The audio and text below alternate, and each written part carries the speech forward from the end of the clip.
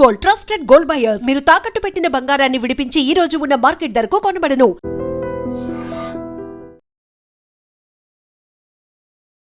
నమస్కారం, welcome to I dream. ధర్మ మార్గం విత్ విజిత కార్యక్రమానికి స్వాగతం.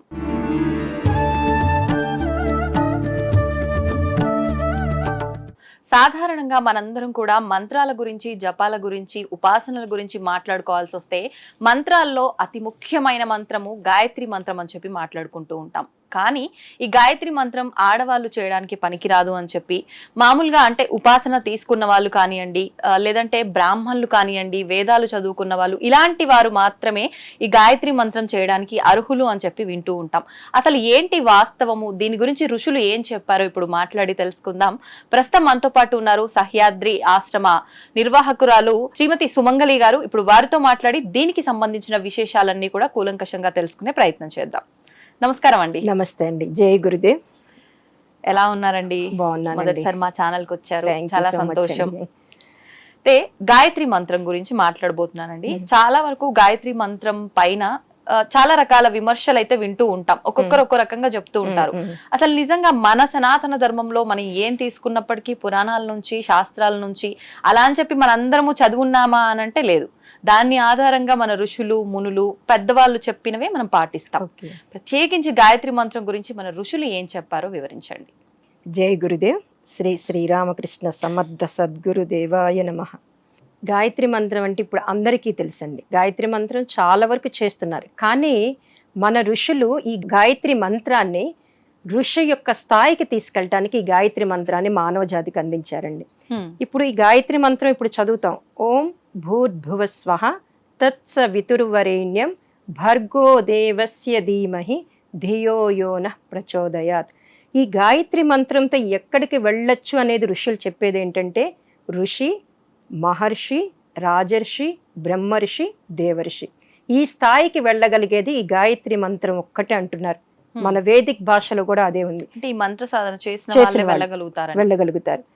అంటే మామూలు సామాన్య మానవుడి దగ్గర నుంచి, దేవమానవుడి దగ్గర నుంచి, ఋషి నుంచి దేవర్షి స్థాయికి వెళ్ళగలిగేది గాయత్రి మంత్రం అండి. అది మన వేదిక్ భాషలో ఉంది. ఇంకోటి ఏంటి, మనం భక్తి అంటాం. భక్తి యోగము, కర్మయోగము, జ్ఞానయోగము, ఈ 3 యోగాలను కూడా నేర్చుకోవాలి అంటే, ఈ యోగాల గురించి తెలుసుకోవాలి అంటే దీనికి మాధ్యమం గాయత్రి మంత్రం అండి. ఇక్కడ మనం ఏమన్నాం, ఫస్ట్ ఓం. అవును. ఓం అంటే సృష్టి మొత్తంలో భగవంతుడిని పిలవాలి అంటే ఓం తప్పితే ఇంకొకటి లేదండి. ఇప్పుడు మనకి మన మహర్షులు కానీ మన వాళ్ళు చెప్పేది ఏంటంటే, పెద్దవాళ్ళు, భారత జాతి మొత్తం పోయినా, భారతదేశం మొత్తం కూడా నాశనం అయిపోయినా, భారతదేశంలో ఒక్క మనిషి ఉన్నప్పటికీ కూడా ఓం అనే శబ్దం ఉంటే భారతీయ తత్వం ఉంటుంది. ఒక్క ఓం అనే శబ్దానికి. ఆ ఓం ఏంటి, ఆ ఉ మాల కలయిక. అవును. ఓం అనగానే 3 అక్షరాలు అక్కడ ఉంటాయి. దాన్నే మనం కొంచెం సబ్జెక్ట్ డీప్గా వెళ్తే స్థూల సూక్ష్మ కారణ శరీరాలు అంటే మన భౌతిక శరీరము, ఆలోచనలు ప్లస్ కారణ శరీరం అంటే ఆత్మ శరీరం, ఈ 3టిని తెలిపేది ఓం అనే అక్షరం. దీన్ని ఇప్పుడు అందరూ కూడా మన పండితులు, మన గురువులందరూ కూడా ఒక్కొక్కళ్ళు ఒక్కొక్క ఆర్గనైజేషన్ నుంచి చెప్తూ ఉన్నారు, ఓంని ఇలా ఉచ్చారణ చేయండి. కానీ నా గురుదేవులైనటువంటి శ్రీరామకృష్ణ గురుదేవులు ఒకటే చెప్తారు, హిమాలయాలలో కూడా ఋషులు మనం ఒక తపస్సు చేసుకోవడానికి వెళ్ళినప్పుడు మనకు ఆ మంత్రం సిద్ధించాలి అంటే వాళ్ళు ఇచ్చేది కూడా ఫస్ట్ ఓం అనే మంత్ర దీక్ష. హిమాలయాస్ లో కూడా ఇచ్చే చాలా బుక్స్ కూడా నేను చదివాను. గురువు ఉపదేశానికి ముందర ఓం అనే ఇస్తారు. ఓం ఇచ్చిన తర్వాత దానిలో పరిపక్వత మనిషికి వచ్చిన తర్వాత నెక్స్ట్ స్టెప్ కి వెళ్ళగలుగుతారు. అందుకనే ఆవుమాలు అంటే ముందు మన భౌతిక జగత్తు అంటే ప్రతిరోజు జీవించే విధానంలో, తర్వాత మన ఆలోచనలో మార్పు రావాలి. మనం ఏంటి, ఆలోచించేది ఒకటి వస్తుంది, బయటికి చేసేది ఒకటి ఉంటుంది. ఆలోచన జగత్తులో మార్పు రావాలి. కారణ జగత్తుని ఆత్మిక జగత్తు అనొచ్చు, లేదా అసలు ఆలోచన పుట్టడానికి బీజం ఏర్పడేదే కారణ జగత్తు. ఈ 3 స్టేజ్ని మార్చేది ఓంకారం అండి. అందుకని మనం భగవంతుని పిలవాలంటే ఓంతోనే పిలుస్తాం, ఇంకొక శబ్దం లేదు. ఇప్పుడు ఇందాక మీరన్నట్టుగా నేను విన్నంత వరకు కూడా ఈ ఓం ఉచ్చరించే విధానం కూడా ఒక్కొక్కరు ఒక్కో రకంగా ఉచ్చరిస్తున్నారు. అసలు ఏంటి వాస్తవం ఏంటి, ఎలా ఉచ్చరించినా కరెక్టేనాది? అంటే జనరల్ గా ఈ ఓంకారాన్ని ఎలా ఉచ్చరించాలంటే ఆ ఊమాలతోనే ఉచ్చరించాలి. ఇప్పుడు నేను ఒకసారి ఉచ్చరించి చూపిస్తానండి. ఆ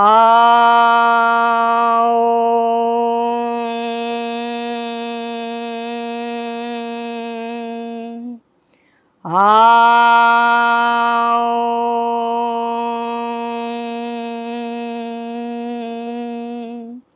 ఆ ఉ మ మ. మూడు మీరు మీకు అవును గమనించగలిగినట్టుంటారు. అర్థమైంది. ఈ మూడిటిని ఓంకారం అంటాం. హ్మ్. అందుకని మన పతంజలి మహర్షి ఏం చెప్తారంటే తస్య వాచకః ప్రణవః. మనకి పతంజలి యోగ సూత్రాలని ఉంటాయండి, మహేష్ యోగి ఇచ్చారు. ఆ. దాంట్లో ఏంటంటే తస్య వాచకః ప్రణవః, సృష్టి మొత్తం కూడా ఓంకారం మీద ఆధారపడింది. హ్మ్. ఇప్పుడు మనం పూజ చేసేటప్పుడు కూడా ఏమంటాము, ఓం ప్రతి మంత్రానికి ఓం. అవును. ఓం సిద్ధి బుద్ధి సహితాయ శ్రీమన్ మహాగణాధిపతయే నమః, ఓం ప్రతి మంత్రాన్ని లక్ష్మీనారాయణాభ్యాయ నమః, ఓం కేశవాయ, ప్రతి మంత్రానికి ఓం కలిపేది. అందుకే అంటే ఇక్కడ ఏం చేస్తున్నాం, మనం ఏ దేవతని పిలిచినా కూడా ఫస్ట్ ఓం పిలిస్తేనే ఆ దేవత మన అంటే దగ్గరికి ఓం వస్తారు. కలిపితే అది మంత్రానికి ఇంకా శక్తి చేకూరుతుంది కదా? శక్తి అని భగవంతుని బీజాక్షర మంత్రం కింద తీసుకోవచ్చండి. అంటే భగవంతుని పిలవాలంటే ఆ ఓంకే భగవంతుడు స్పందిస్తాడు. ఆ శబ్దానికి ఉన్నటువంటి శక్తి అండి. కానీ ఇప్పుడు ఈ ఓం యాడ్ చేసినప్పుడు లేదంటే అమ్మవారికి సంబంధించి ఓం ఐం క్రీం అని చెప్పి ఇలాంటివన్నీ మనం యాడ్ చేసినప్పుడు అవి బీజాక్షర మంత్రాలు అవుతాయి కాబట్టి గురువు ఉపదేశం లేదే స్వతహాగా ఎవరికి వాళ్ళు చేయడానికి పనికిరాదు అంటుంటారు కదా, దాని గురించి ఏమంటారు? అంటే బీజాక్షరాలకు కూడా ముందు ఓం పెడతారండి. మీరు ఎన్ని బీజాక్షరం, ఇప్పుడు మహాలక్ష్మి మంత్రం ఉంది, ఓం శ్రీం హ్రీం శ్రీం కమలే కమలాలయే ప్రసీద ప్రసీద శ్రీం హ్రీం శ్రీం ఓం మహాలక్ష్మీ నమః. అంటే ఓం లేనిదే ఏ మంత్రం లేదు. అట్లనే బీజాక్షరాలు వేరండి. అంటే ఒక్కొక్క బీజాక్షరానికి ఒక్కొక్క శక్తిని తీసుకోవటానికి చేస్తాం. ఇక్కడేంటి అసలు ఎలా ఇప్పుడు కరెంట్ లేదనుకోండి, మనం ఏసీని ఉపయోగించలేం, కెమెరాని ఉపయోగించలేం, ఫ్యాన్ ఉపయోగించలేం. మనము ఏదైనా పరికరాలను ఉపయోగించుకోవాలంటే కరెంటు లేకపోతే ఎలా ఉపయోగించుకోలేమో, ఏ దేవతా శక్తిని పొందాలి అంటే ఓం ఉండాలండి. అందుకని ఓంకారం అనేది అది. తర్వాత ఏమంటున్నాం, భూర్ భువ స్వహ. భూర్ అంటే ప్రాణస్వరూపుడైన అని అర్థం. అంటే మనకి ప్రాణశక్తిని ఇస్తాడు. అక్కడ ప్రాణశక్తిని ఇస్తాడు. ప్రాణం అంటే ఏంటి, కదలిక ఉంటది. ఇప్పుడు మనం ఒక రాయిని తీసుకోండి, దానికి కదలిక ఉండదు, జడ పదార్థము అంటారు.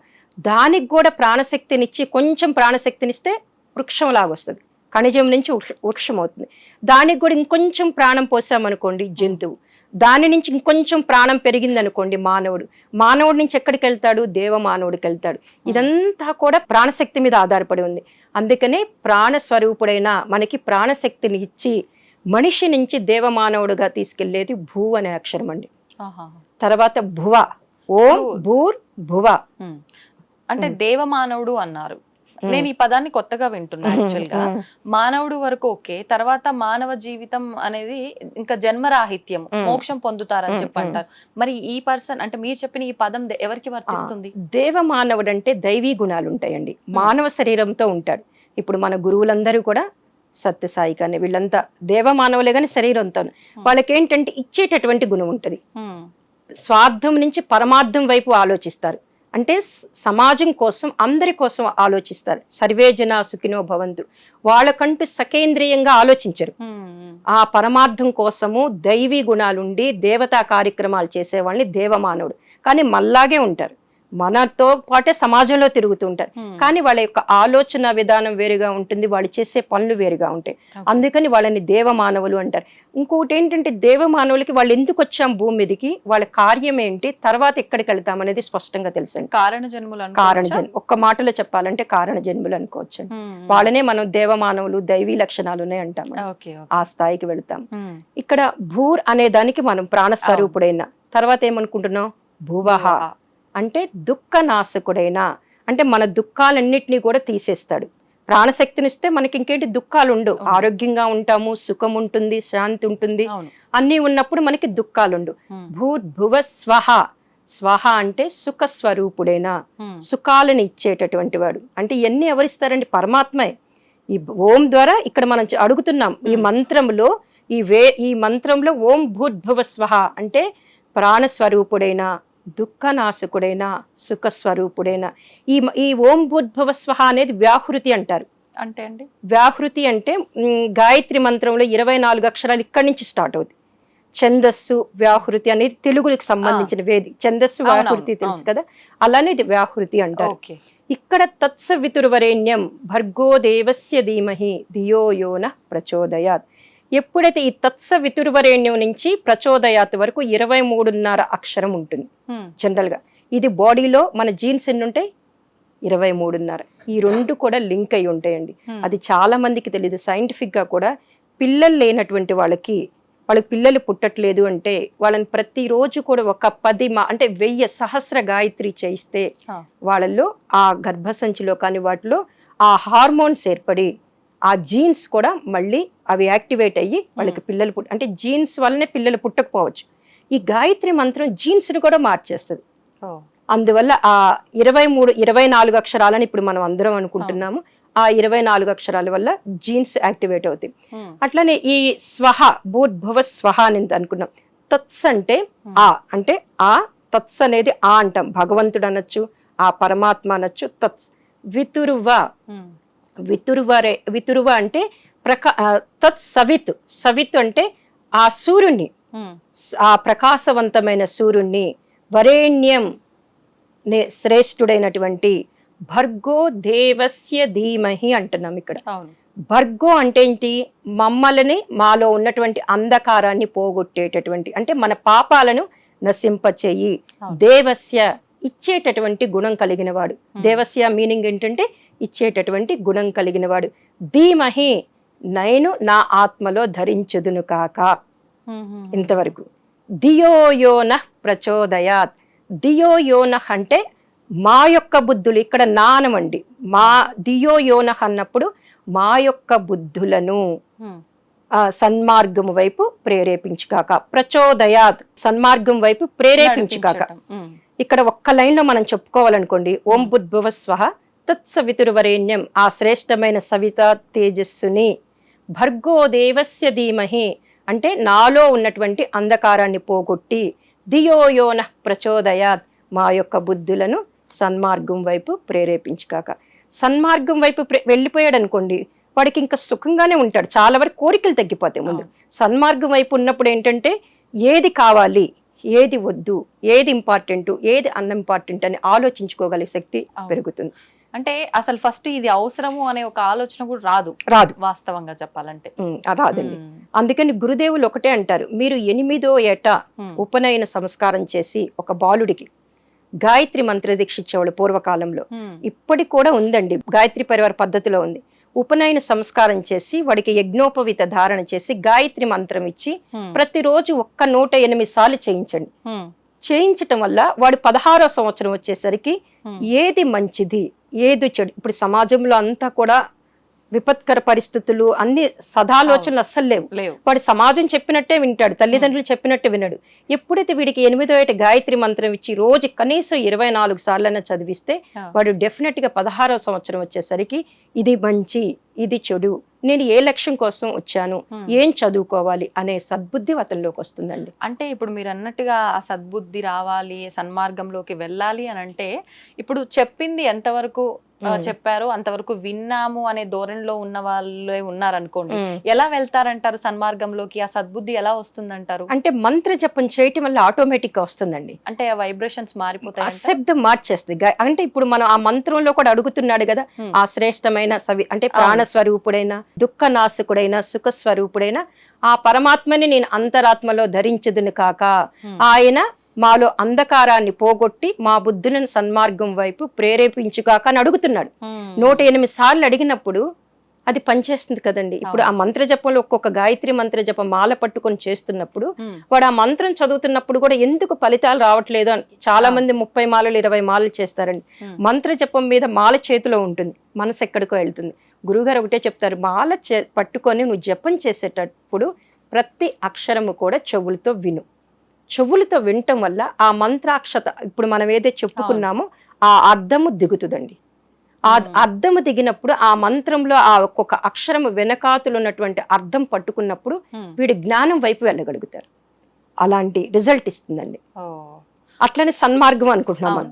ఇప్పుడు చాలా మంది అంటారు గాయత్రి మంత్రం చేయంటే మాకెందుకు సద్బుద్ధి, మేము మంచిగానే ఉన్నాం కదా, బాగానే ఉన్నాం కదా, మాకు డబ్బులు ఉన్నాయి కదా, సన్మార్గం ఏంటి అంటారు.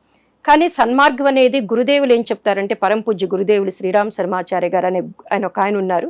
అందరికీ తెలుసు, ఇప్పుడు నార్త్ లో ఉంటారు, హరిద్వార్ శాంతికుంజ్ అనే పెద్ద సంస్థ. అసలు గాయత్రి మంత్రం ప్రతి ఒక్కరూ చెయ్యవచ్చు అనే అవకాశం ఇచ్చింది శ్రీరామ్ శర్మాచార్య గారండి. ఏంటంటే వారు అనేది మానవ శరీరం ఉండి శ్వాస పీల్చుకోగలిగితే వాడికి గాయత్రి మంత్రం చేసేటటువంటి అర్హత ఇచ్చేశారు. ఎందుకంటే ప్రస్తుత కాలంలో అది అవసరం. ఎందుకు, మనిషికి అన్నీ ఉంటున్నాయి, సద్బుద్ధి సన్మార్గం వైపు వెళ్తున్నా. సన్మార్గం అంటే గురువు గారు ఇచ్చేది ఏంటంటే, ఇప్పుడు సమాజంలో ఉన్న సన్మార్గం గురించి వాళ్ళు మాట్లాడట్లేదండి. ఇప్పుడు ప్రకృతి అంటే ఇప్పుడు ఏంటి, ఉప్పు ఉప్పుగానే ఉంటది, పంచదార లక్షణాలు అవి ప్రకృతి యొక్క లక్షణాలు. షుగర్ స్వీట్ గానే ఉంటది, అగ్ని అగ్నితత్వం కలిగి ఉంటది, వాయుతత్వం, ఇవన్నీ కూడా వాటి క్వాలిటీస్. అంటే సృష్టి ఆ లక్షణాలని దాని పదార్థానికి ఏ రకంగా ఇచ్చిందో ఆ రకంగా ఏమి మార్పు చెందదు. ఇప్పుడు నేను తప్పు చేస్తాను అనుకోండి, ఆ తప్పు ఈ రోజు కాకపోయినా రేపు అనుభవించాల్సిందే ఖచ్చితంగా. అది ప్రకృతి పనిష్మెంట్ ఇస్తుంది, దాన్ని ప్రకృతి అంటాం. ఆ ప్రకృతి ఒక విశేషమైన పరిణామ క్రమంలో సంతరిస్తూ ఉంటుంది. ప్రకృతి ఏంటి, వీడేం తప్పు చేశాడు, వాడేం చేశాడు, అట్లా ప్రకృతి ఏది ఏం చెయ్యాలో, ఎప్పుడు ఏం చెయ్యాలో, ఏ యుగంలో ఏం చెయ్యాలో ప్రకృతి ఒక విశేషమైనటువంటి పరిణామ క్రమంలో సంతరించినప్పుడు దాంట్లో మానవుడు కూడా ఒక భాగమే, మానవ జాతి మొత్తం కూడా ఆ భాగమే. ముందు మిగతా జీవుల కన్నా, అంటే మిగతా జీవులు అంటే వృక్షానికి ప్రాణం ఉంటుందండి, ఖనిజానికి రాయికి ప్రాణం ఉంటుంది, జంతువుకి ప్రాణం ఉంటుంది. కానీ వాటి యొక్క క్వాలిటీస్ ని వాటిని కరెక్ట్ గానే పెట్టుకుంటాయి. ఇప్పుడు చూడండి, కుక్కను చూస్తే విశ్వాసం, దాని విశ్వాసం దానికి ఉంటుంది, పిల్లి దానికి ఉండే క్వాలిటీ దానికి ఉంటుంది. కానీ మనిషి ఏంటంటే కాసేపు మంచిగా ఉంటాడు, కాసేపు ఉండలేడు, చంచల మనస్తత్వం కలిగి ఉంటాడు. అందుకని గురుదేవులు ఏమంటారంటే, ప్రకృతి ఒక విశేషమైన పరిణామ క్రమంలో వెళ్తున్నప్పుడు, సంతరిస్తున్నప్పుడు మనిషి దాంట్లో భాగమైనప్పుడు వాడు ఆ సన్మార్గం వైపు, అంటే నేను ఒక లక్ష్యం కోసం పుడతానండి, మీరు ఒక లక్ష్యం కోసం పుడతారు, ఏది మంచిదో దేని కోసమైతే నేను భూమి మీదకి వచ్చానో ఆ లక్ష్యం వైపు కరెక్ట్ గా ఉంచుతుంది, అది సన్మార్గం వైపు కరెక్ట్ గా తోసేస్తుంది. అందువలన మనము ఈ గాయత్రి మంత్రం, దీన్ని అందుకే యూనివర్సల్ ప్రేయర్ అంటారు, గురు మంత్రము అంటారు. యూనివర్సల్ ప్రేయర్, గురు మంత్రము, అట్లానే స్వార్థం నుంచి మటుకి పరమార్థం వైపు తప్పనిసరిగా వెళ్తారండి. అంటే నేను 30 ఏళ్ల నుంచి గాయత్రి మంత్ర సాధన చేస్తున్నాను, చాలా ఈ గాయత్రి పరివారు అందరికీ మంత్ర దీక్షలు ఇస్తున్నాను. గాయత్రి మంత్ర దీక్ష తీసుకోక ముందు వాళ్ళ జీవిత విధానం ఒక రకంగా ఉంటుందండి. కానీ ఆఫ్టర్ ఆల్ 3 నెలలకి వాళ్ళ జీవిత విధానంలో మార్పు వస్తుంది. అంటే నేను దీక్ష ఇచ్చిన వాళ్ళు చెప్తున్నారు. అంటే ఖచ్చితంగా గురువు ఉపదేశం ఉంటేనే గాయత్రి చేయాలంటారండి? అంటే ఇప్పుడు ప్రస్తుత కాలంలో మేమందరము శ్రీరామ్ శర్మాచార్య గారి 24 టైమ్స్ అనేది ఒక వాయిస్ ఉంటుందండి, అది దాని ద్వారా చేసుకోమంటాం. కానీ మేమందరం రోజు సహస్ర గాయత్రి గురుదేవుల దగ్గర నుంచి 30 సంవత్సరాల నుంచి ఉన్నాం కాబట్టి మాకు దీక్ష ఇచ్చే అర్హత ఇచ్చారు. మేము ఆశ్రమానికి ఎవరొచ్చినా కూడా దీక్షిస్తాం. అంటే వాళ్ళకి కొంత ఇప్పుడున్న వాళ్ళకి చాలా అనుమానాలు ఉంటాయి, మేము దీక్ష లేకుండా ఎలా చేస్తాము అంటారు. మేమంటాము గురువుగారు వాయిస్తో పెట్టుకొని చెయ్యండి అంటాం. ఎక్కడో ఉంటారండి, యుఎస్లో ఉంటారు, సింగపూర్లో ఉంటారు, వాళ్ళకి ఆ వాయిస్ పెట్టుకొని పంపించేస్తారు. దగ్గరలో ఉన్న వాళ్ళు పౌర్ణమికి అమావాస్యకి వచ్చి మంత్ర దీక్ష తీసుకుంటారు. కానీ మంత్ర దీక్ష తీసుకున్నాక వాళ్ళు చెప్పేది ఏంటంటే, మేడం మేము 3 months క్రితం మా జీవితం ఆలోచన విధానం వేరుగా ఉంది, ఒక సమస్య వస్తే దాన్ని పెద్దదిగా చూసేవాళ్ళం. ఇప్పుడు ఇక్కడ దీక్ష తీసుకొని మేము ప్రతిరోజు 10 మాలలు 5 మాలలు చేస్తున్నప్పుడు మా జీవిత విధానం వేరుగా ఉంటుంది. ఏంటంటే మేము అదే కష్టాన్ని ఇప్పుడు పెద్దగా చూడట్లేదు. మంత్ర దీక్ష తీసుకున్న వాళ్ళందరూ వాళ్ళు చేసుకోవటం వల్ల వాళ్ళకి ఆ ఫలితంతో వాళ్ళు చెప్తున్నారు మానసిక స్థితి మారుతుంది అని. Go head. అయితే ఇప్పుడు మీరన్నట్టుగా ఆ మంత్రదీక్ష తీసుకున్న వాళ్ళలో ఖచ్చితంగా ఒక 3 నెలల్లో మార్పులు చూశారు అని చెప్పి, అంటే సమస్యలు అయితే రాకుండా పోవు, కానీ ఆ సమస్యని సమస్యగా తీసుకోరన్నమాట. మామూలుగా ఇప్పుడు సామాన్యులం ఎలా అయితే ప్రతి దానికి ఎంత రియాక్ట్ అవుతుంటామో అవన్నీ కంట్రోల్ అవుతాయని అర్థం చేసుకోవచ్చు కదండి. మీరు చెప్పిన దాన్ని బట్టి అయితే నాకు అదే అర్థమైంది. నేను యాక్చువల్ గా మీరు చెప్పేటప్పుడు నేను ఒక క్వశ్చన్ అడుగుదాం అనుకున్నా. కాదండి, మనం చేసుకున్న కర్మ ఒకటి ఉంటుంది కదా, మరి ఈ మంత్రం చేయడం వల్ల జపం చేయడం వల్ల అంత బాగా ఎట్లుంటారు, ఈ కర్మ తప్పిపోతుందా, కర్మను తప్పించుకోలేమంటారు కదా అని క్వశ్చన్ అడగాలనుకున్నా. ఈ లోపు మీరు చెప్పిన దాంట్లో నాకు ఆన్సర్ దొరికింది. అదండి సంగతి. అంటే నాకు ఇంకొక చిన్న సందేహం, గాయత్రి ఆడవాళ్ళు చేసుకోకూడదు అని అంటారు కదా, ఇది వాస్తవమా? ఒకటి మేడం, ఇక్కడ స్త్రీలు గాయత్రి అంటే ఎవరు మేడం? అమ్మవారు, శక్తి. ఇంకా ఆడవాళ్ళు ఎందుకు చేసుకోకూడదు? మన పురాణాలు తీస్తే సావిత్రి గాయత్రి చేసింది, కుంతీదేవి గాయత్రి చేసింది, అట్లానే కుంతీదేవి కూడా సూర్యోపాసన. గాయత్రి అంటే సూర్యుడే, గాయత్రి అన్నా సూర్యుడన్నా ఓంకారం అన్నా మొత్తం కూడా ఇవన్నీ ఒకటేనండి. ఉమ్, చాలా మందికి డీప్ గా వేదంలోకి ఆ సబ్జెక్ట్ లోకి వెళ్ళినప్పుడు సూర్యోపాసనే గాయత్రి సాధన. ఉమ్, సూర్యోపాసన అంటారు, సూర్యవంశ రాజులు అంటారు. వాళ్ళు ఏం చేశారండి? గాయత్రే చేశారు. అట్లనే మీరు ఎప్పుడు అంటున్నారు కదా స్త్రీలు చేయకూడదు. పూర్వకాలంలో చాలా అందరూ కష్టపడేవాళ్ళండి. వాళ్ళకి డబ్బు ఉండేది కాదు, ఎందుకంటే కొంతమంది కుటుంబాలకే ఉండేది. ప్రతి ఒక్కళ్ళు కష్టపడి టైం కూడా చాలా ఇదిగా ఉండేది, టైట్ షెడ్యూల్గా ఉండేది. ఉమ్మడి కుటుంబంలో ఆడవాళ్ళు ఉంటే ఎంతో మందికి వంట చేయటం అవన్నీ ఉండేది. అందుకని మగవారు పూజ చేసేవాళ్ళు, ఆడవాళ్ళు సహకరించేవాళ్ళు. ఉమ్, ఇప్పుడు మన కుటుంబాలు, కొన్ని కుటుంబాల్లో సంధ్యావందనం చేసుకుంటుంటే మన నైవేద్యం అవి చేయాలంటే లేడీస్ చేయటం వల్ల ఒక పని తగ్గుతుంది, తొందరగా అయిపోతుంది. డివైడ్ చేయడం వల్ల. అందువలన ఆ కాలంలో పెట్టారు. ఈ కాలంలో ఏంటంటే స్త్రీలు అన్ని రంగాల్లో ఉంటున్నారు, కానీ ఒక పైలట్ గా ఉంటున్నారు కదండి. ఉమ్, మొన్న సింధూరి మన యుద్ధంలో చూస్తే లేడీస్ ఎంతమంది అవును. ఇంత అన్ని రంగాలలో ఉన్నప్పుడు గాయత్రి మంత్రం ఎందుకు చేయకూడదండి? ఉమ్, ఇప్పుడు గురువు గారు చెప్తున్నారండి, శ్రీరామ్ శర్మాచారి గారు, మాతా భగవతి దేవి ఏం చెప్తున్నారంటే, మేము ఎంతో మంది వేద పండితుల్ని, పీఠాధిపతుల్ని, ఋషులని అందరినీ వాళ్ళు 24 మహాపురచరణ చేసి గాయత్రి మంత్రం చేయొచ్చని ఇస్తున్నాం. వాళ్ళ ఫోటో పెట్టుకుని మనం చేస్తే చాలండి. ఇంకొకటండి, దీన్ని ఏమంటారు? గురుమంత్రం అన్నాం. అవును. గురువు గారు ఏమంటారంటే, గురుమంత్రం అంటే మనం ఫస్ట్ మనకి ఏ గురువు లేడండి, ఉమ్, ఉమ్, గాయత్రి మంత్రం చేసుకుంటూ ఉంటాం. కొన్ని రోజులకు మన ఇంట్యూషన్ చెప్తుంది హా, మన గురువు ఎవరైనా బయటకు వస్తారు. అప్పటి వరకన్నా గాయత్రి మంత్రాన్ని మీరు చేసుకుంటూ ఉంటారు. అందుకే గురు మంత్రం అయింది. దీనికి ఏ గురువు అక్కర్లేదు. మామూలుగా జపం రోజుకి కనీసం 5 మాలలో 10 మాలలో చేసుకుంటూ వెళ్తే సహస్ర గాయత్రి అంటాం మనం. వాళ్ళకి డెఫినెట్గా వాళ్ళ గురువుని వాళ్ళు పట్టుకోగలుగుతాం. ఉమ్, ఈ రోజు భారతదేశం ఇలా ఉంది, ధనిక దేశంగా ఉంది. చుట్టూరు అన్ని కంట్రీస్, ప్రపంచ దేశాలు మొత్తం కూడా భారతదేశం వైపు చూస్తున్నాయండి. ఉమ్, దానికి కారణము దాని వెనకాతలు ఉన్నటువంటి గాయత్రి మంత్ర సాధన అండి. ఇది చాలా మంది పండితులకు తెలుసు. ఇప్పటికి ఇంకా గాయత్రి మంత్రం ఉండబట్టే మనం ఈ మాట, కరోనా దెబ్బకి మనం ఇంకా ఉన్నాము అంటే గాయత్రి మంత్ర సాధన వల్లేనండి. ఉమ్. అది. ఇప్పుడు గాయత్రి మంత్ర సాధనే కాదు, గాయత్రి యజ్ఞాలు కూడా చేస్తారని విన్నాను. ఉమ్, మీరు కూడా అందులో భాగంగానే ప్రతినిత్యం కూడా యజ్ఞాలు చేస్తున్నారు. అంటే ఒక్కొక్క రోజు ఒక్కొక్క ప్రాంతంలో అని చెప్పి. అవునవును. ఏంటి ఈ యజ్ఞం చేయడం వల్ల ఎటువంటి ఫలితం ఉంటుందంటారు? ఓకే అండి. ఈ సంవత్సరము నేను జనరల్గా ఆశ్రమం నుంచి బయటికి రాను, ఎక్కువగా ఆశ్రమంలోనే కార్యక్రమాలు ఉంటాయి నాకు. ఈ సంవత్సరము మన ఏదైతే ఈ రోజు ప్రతి మనిషి గాయత్రి మంత్ర జపం చేసే అవకాశం ఇచ్చినటువంటి పరమ పూజ్య గురుదేవులు, అంటే హరిద్వార్ శాంతి కుంజులో గాయత్రి తీర్థ అనే ఒక సంస్థ ఉందండి. అక్కడ నుంచి అందరికీ మొత్తం కూడా గాయత్రి మంత్ర దీక్ష కానీ సాధనలు కానీ చేస్తూ ఉన్నాం. ఇప్పుడు ఏంటంటే ఆ శాంతి కుంజులో అఖండ దీపం 1926లో దీపం వెలిగించారు. రేపు 26కి 100 సంవత్సరాలైంది. అలాగే శ్రీరామ్ శర్మ ఆచార్య గారు అని చెప్తున్నాను కదండి, వారికి 8వ ఏట గాయత్రి మంత్ర దీక్ష తీసుకొని 15వ ఏట వరకు ప్రతి నిత్యం 5 మాలలు చేస్తూ ఉన్నారు. ఆ 15వ ఏట ఆయనకి వాళ్ళ దాదా గురుదేవులు కనిపించి ఆయనకి జ్ఞానం కలిగిన రోజు అది. అదొక పాయింట్. ఇంకోటి ఏంటంటే మాతా భగవతీ దేవి, అంటే చాలా మందికి తెలియదు, ఆమె శక్తి స్వరూపుని. మా మాస్టర్ గారు చెప్తుంటారు, ఈ రోజు ఆడవాళ్ళు అన్ని రంగాలలో ముందుకు వెళుతున్నారు అంటే ప్రపంచం మీద ఉన్న ఆడవాళ్ళందరూ కూడా మాతాజీ యొక్క శక్తి. ఆమెను దుర్గామాత అంటాము. ఆమె ద్వారా వెళ్తున్నారు కాబట్టి మాతాజీని గుర్తు చేసుకుంటూ 100 సంవత్సరాలు శత జయంతి వేడుకలు జరుగుతున్నాయండి. దీని సందర్భంగా మాకు హరిద్వార్ నుంచి ఒక ఇన్ఫర్మేషన్ మెసేజ్ ఇచ్చారు. ఏంటి, వాళ్ళు హరిద్వార్ నుంచి, శాంతికుంజ్ హరిద్వార్ నుంచి వచ్చి ప్రతి డిస్టిక్ లో 108 కుండీల యజ్ఞం చేస్తున్నారు. నేను ఒక సంకల్పం చేశానండి, ఇంటింటా గాయత్రి యజ్ఞం. అంటే ప్రతి ఇంట్లో కూడా ఈ గాయత్రి యజ్ఞం చేసి వారికి గురుస్థానం ఏర్పాటు చేసి నేను దేవస్థాపన చేసి వస్తాను. ఆ ఇంట్లో యజ్ఞం చేసినప్పుడు ఒక 20 మందిని పిలుస్తారు. వాళ్ళందరికీ కూడా మంత్రదీక్ష చేసి మంత్రదీక్ష ఇస్తాను. మంత్రదీక్ష ఇచ్చి ఈ యజ్ఞంలో వాళ్ళని కూడా పాల్గొనేటట్టు చేసి ఆహుతులు వేసి మనము గురుస్థానం పెడతాం. ఎందుకంటే ఈ సంవత్సరం అంటే ఈ సంవత్సరం మంచితో పాటు చెడు కూడా ఎక్కువ ఉంది మేడం. మనం చూస్తే ఫిబ్రవరి నుంచి చూస్తే భూకంపాలు 2-3 భూకంపాలు వచ్చినాయి. యుద్ధం, అనుకోనటువంటి యుద్ధం. కానీ దాంట్లో నుంచి మనము ఒక 3వ ప్రపంచ యుద్ధం అనుకుంటారో ఏమనుకుంటాం, తేలిగ్గా బయటపడ్డాము. అలాగే ఇప్పుడు బయటికి వెళ్ళిన వ్యక్తి మళ్ళీ క్షేమంగా వస్తాడా తెలియదు, ఫ్లైట్ ఎక్కిన వాడు వస్తాడా తెలియదు, ట్రైన్లో వెళ్ళిన వాడు ఏ సర్క్యూట్ వల్ల ఏం జరుగుతుందో తెలియదు. అట్లనే బైక్ మీద వెళ్ళిన వాడు కూడా యాక్సిడెంట్స్ వల్ల ఏదో రూపంలో వెళ్ళిపోతున్నారు. అందుకని మేమేం చేశామంటే, ఇప్పుడు ఉన్న పరిస్థితుల్లో ఈ సంవత్సరము మంచితో పాటు చెడు కూడా ఎక్కువ ఉంది కాబట్టి హరిద్వార్ యొక్క మెసేజ్ మీద ఇంటింట గాయత్రి యజ్ఞం చేస్తున్నాము. ఇప్పుడు ఈ హైదరాబాద్లో కూడా ఇంచుమించు హైదరాబాద్లో 15 యజ్ఞాలు చేశానండి.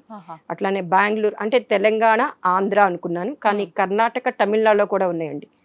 అక్కడ కూడా వెళ్ళి అంటే ఇట్లా లింక్ అయిన వాళ్ళు ఉంటారు కదండి, వాళ్ళకి మంత్రదీక్ష ఇస్తాను, యజ్ఞం చేస్తాను. యజ్ఞం ఏం చేస్తుందంటే అక్కడ మేమేం చేస్తామంటే యజ్ఞం చేసేటప్పుడు 33 రకాల వనమూలికల హవన ద్రవ్యం ఉంటుందండి. అది హిమాలయాస్ నుంచి వస్తుంది. ఆ వనమూలికలన్నిటిని ఆరబెట్టేసి ఎండబెట్టి పౌడర్ చేసి పంపిస్తారు, హరిద్వార్ నుంచి వస్తుంది. దాన్ని ఎప్పుడైతే మనం గాయత్రి మంత్రోచ్చారణతో హవనం అగ్నిలో వేస్తామో అది 1000 రెట్లు ఫలితం ఇస్తుందండి వనమూలికలు. ఎప్పుడైతే వీళ్ళు ఏ మంత్రాన్ని చదువుతూ ఏ దేవతకి, అంటే అసలు యజ్ఞము అంటే ఒక సమగ్ర శాస్త్రంగా తీసుకోవాలంటే దేవతలకి ఆహారం పెట్టడమే యజ్ఞం అండి. మనకి భగవద్గీతలో 3వ అధ్యాయంలో కూడా చెప్తారు శ్లోకంలో, సహయజ్ఞ ప్రజా సృష్ట అని. అంటే యజ్ఞంతో పాటే మనం ప్రతి మనిషి యజ్ఞంతో పాటు పుట్టాడు. కోరికలు తీర్చుకోవడానికి మనం యజ్ఞం చేస్తాం. ఇప్పుడు ప్రతి ఒక్కరికి ఒక్కొక్క సమస్య ఉంటుంది కదండి, ఏదో ఒక సమస్య, అనారోగ్యం. అందువల్ల వాళ్ళింట్లో యజ్ఞం చేశాననుకోండి, వాళ్ళు సుఖంగా ఉంటారు కదా. వాళ్ళు సుఖంగా ఉండి ఇటు సన్మార్గం వైపు, అంటే సన్మార్గం వైపు అంటే ఎవల్యూషన్ వైపు వెళ్తారని నా ఇంట్యూషన్ అండి. అట్లనే ఈ వనమూలికల పౌడర్తో ఆహుతులు వేసి విశేష మంత్ర ఆహుతులతో వేయటం వల్ల వాళ్ళలో ఉన్నటువంటి మానసిక రుగ్మతులు పోతాయి, శాంతి వస్తుంది, ఆరోగ్యం వస్తుంది. ఇప్పుడు నేను వరకు చేసింది 30 యజ్ఞాలు చేశామండి. అటు వైజాగ్, బొబ్బిలి, తణుకు అన్ని చోట్ల చేస్తే అన్ని చోట్ల వాళ్ళు నాకు వెంటనే ఫోన్ చేసి చెప్పారండి, చాలా రిజల్ట్ వచ్చింది. నిన్నటి దాకా ఏదో బాధగా, ఏదో ఒక అశాంతిగా ఉన్న వాళ్ళకి యజ్ఞం చేసి వచ్చిన తర్వాత వాళ్ళు నాకు ఫోన్ చేసి చెప్పడం ఏంటంటే, చాలా తృప్తిగా ఉంది మేడం. అట్లనే గురుస్థానం అని పెట్టాం మేము. ఆ గురుస్థానం పెట్టాక వాళ్ళకి వెంటనే ఆ గురుస్థానం పెట్టడం వల్ల ఆ గురువు అనుగ్రహం వెంటనే కలిగినట్టుంది. చాలా రిజల్ట్ రావటం జరిగింది మేడం. అందుకని ఈ సంవత్సరం మొత్తం ఇలా యజ్ఞాలు ఫిబ్రవరి వసంత పంచమి వరకు చేస్తాం మేడం. ఎవరు పిలిచినా వచ్చి కూడా ఈ యజ్ఞం చేస్తాం. వాళ్ళు సుఖంగా ఉండాలని. ఇంట్లో యజ్ఞం అంటే చాలా ప్రాసెస్ ఉంటుందని భయపడుతున్నారు. అంత ప్రాసెస్ కాదు. ఇది 1.5 గంటల సమయాన్ని వాళ్ళు మాకు కేటాయిస్తే రెగ్యులర్ గా ఉండే పూజా సామాగ్రితో, సమిదలు, హోమకుండితో, ఈ హవన ద్రవ్యంతో, ఆవు నెయ్యితో యజ్ఞం చేస్తాం మేడం. అంటే అవన్నీ మీరే అంటే వాళ్ళు అంటే హవన ద్రవ్యము, హోమకుండి, అంటే వేదికి సంబంధించిన కాష్టపాత్ర అవన్నీ మేము తీసుకెళ్తాం మేడం. మిగతా ఎండు కొబ్బరి, ఆవు నెయ్యి, పూలు, అక్షంతలు అవన్నీ ఇంట్లోనే ఉంటాయి కదా, అది వాళ్ళు ప్రొవైడ్ చేస్తారండి. మొత్తానికి మీరు వసంత పంచమి వరకు కార్యక్రమాలు 108 యజ్ఞాలు చేయాలని, 108 గృహాల్లో చేయాలని సంకల్పం అండి. ఆల్రెడీ 30 అయినాయి, తొందరలోనే అయిపోతాయి. ఎట్లాగో ఇప్పుడు మనకి శ్రావణ మాసము, ఈ మాసాలన్నీ కూడా దైవికమైన మాసాలు కాబట్టి అవుతాయండి. సంతోషం అండి. చాలా అంటే సందేహాలు ఉన్నాయి గాయత్రి మంత్రం గురించి. నిజంగా మంచి వివరణ ఇచ్చారు. ధన్యవాదాలండి. శివలింగం సరే, దాన్ని అట్లా కప్పేసేయండి, చూపించదండి. Krishna is there. మూర్తి పూజ కాదు, సాక్షాత్ బ్రజేంద్ర నందన భగవాన్ ఉన్నారు మూర్తిలో. ఏమీ ఆశించకుండా ఆరాధించే వాళ్ళు కూడా ఉన్నారా ప్రభుజీ? నిజమైన భక్తి అంటే మనకు తెలియదు కాబట్టి